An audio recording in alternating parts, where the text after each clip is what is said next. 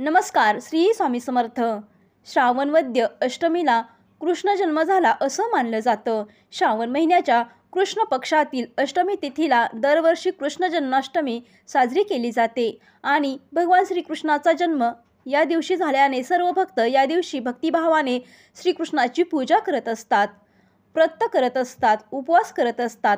आपल्या हिंदू धर्मामध्ये जन्माष्टमी मोठ्या आनंदामध्ये साजरी केली जाते. भगवान विष्णूचा 8वा अवतार म्हणजे भगवान श्रीकृष्ण यांचा जन्म श्रावण महिन्यातील कृष्ण पक्षातील अष्टमीला रोहिणी नक्षत्रामध्ये झाला होता. जन्माष्टमी म्हणजेच अष्टमी तिथी ही रोहिणी नक्षत्राच्या योगावरती ठरत असते आणि यावर्षी अष्टमी तिथी आणि रोहिणी नक्षत्र वेगवेगळ्या दिवशी येत आहे. पंचांगानुसार 15 ऑगस्टला अष्टमी तिथी रात्री 11:49 सुरू होत आहे. ती 16 ऑगस्टला रात्री 9:34 संपणार आहे. म्हणजेच तर 15 ऑगस्टला कृष्ण जन्माष्टमी आपल्याला साजरी करायची आहे. भगवान श्रीकृष्णाचा जन्म हा अष्टमीच्या मध्यरात्री झाला होता. त्यामुळे ज्या दिवशी मध्यरात्री अष्टमी तिथी येते त्या दिवशी उपवासाने पूजा करणे हे शुभ मानले जातं आणि तोच दिवस कृष्ण जन्माष्टमी यासाठी योग्य असतो. त्यामुळे तुम्ही तुमच्या परंपरेनुसार 15 किंवा 16 ऑगस्टला जन्माष्टमी साजरी करू शकता. मात्र शास्त्रानुसार 15 ऑगस्टला जन्माष्टमी साजरी करणं हे जास्त शुभ मानलं जाईल. कारण की अष्टमी तिथी जी आहे तर ती संध्याकाळी जेव्हा असते म्हणजे मध्यरात्री 12 वाजता जेव्हा अष्टमी तिथी असते त्यावेळेस आपल्याला कृष्ण जन्म साजरा करावा लागतो आणि संध्याकाळी 12 वाजता म्हटलं तर 15 तारखेला संध्याकाळी 11:49 नंतर जी अष्टमी तिथी आहे तर ती सुरू होत आहे. म्हणजेच शुक्रवारी संध्याकाळी 12च्या नंतर आपण खरा तर दुसरा दिवस मानत असतो. म्हणजेच 16 तारीख ही सुरू होते तरी देखील आपल्याला शुक्रवारी संध्याकाळी 12 नंतर जी अष्टमी तिथी आहे तर ती जास्त वेळ असणार आहे. कारण की दुसऱ्या दिवशी 16 तारखेला बघायचं झालं तर 16 तारखेला रात्री 9:34 अष्टमी तिथी संपणार आहे.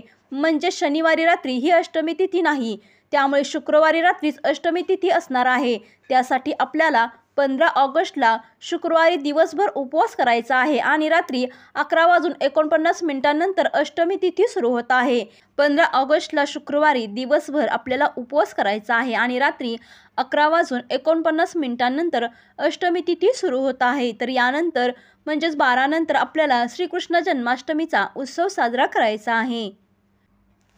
शुक्रवारी संध्याकाळी 12 नंतर आपल्याला जी जन्माष्टमी आहे तर ती साजरी करण्याचा जो शुभ मुहूर्त आहे म्हणजेच जन्मोत्सव जन्माची जी पूजा आहे श्रीकृष्णाची तर ती करण्याचा जो मुहूर्त आहे तर तो 12:04 पासून ते 12:47 आहे. या वेळेमध्ये तुम्हाला जी काही पूजा आहे तर ती पूजा करायची आहे. म्हणजे मध्यरात्री या 43 मिनिटांच्या वेळेत पाळणा हा हलवायचा आहे आणि कृष्ण जन्माष्टमी साजरी करायची आहे.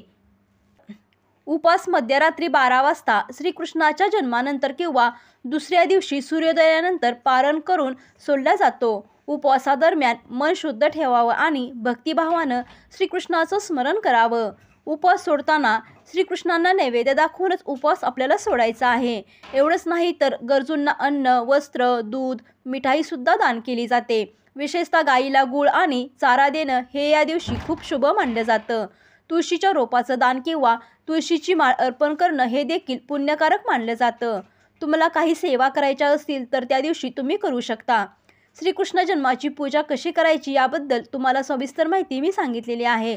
तुम्हाला ही संपूर्ण माहिती कशी वाटली ते कमेंट करून नक्की सांगा. व्हिडिओ आवडला असेल तर व्हिडिओला लाईक करा, शेअर करा आणि चॅनेलला सबस्क्राईब करा. धन्यवाद.